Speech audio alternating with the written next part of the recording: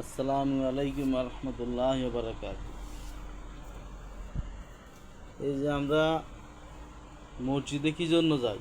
মসজিদে যাই আল্লাহর সন্তুষ্টির জন্য, আল্লাহর ইবাদত করার জন্য, সওয়াব কামানোর জন্য। কিন্তু কিছু কিছু মানুষ সওয়াব কামাইতে গিয়া গুনাহ কামাই আসে, যায় সওয়াব কামানোর উদ্দেশ্যে আসে গুনাহ কামাই। সেটা কিভাবে?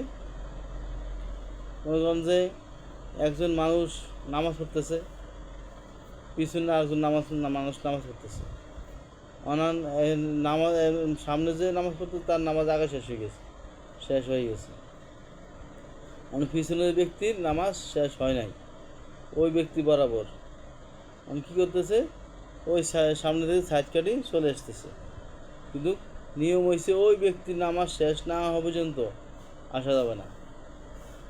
অথবা আমাদের যদি একান্ত প্রয়োজন হয় তখন সামনে একটা খুঁটি দিয়ে আসতে হবে, এটা হচ্ছে নিয়ম।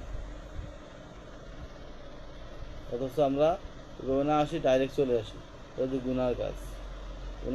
গুনাহ থেকে দূরে থাকি।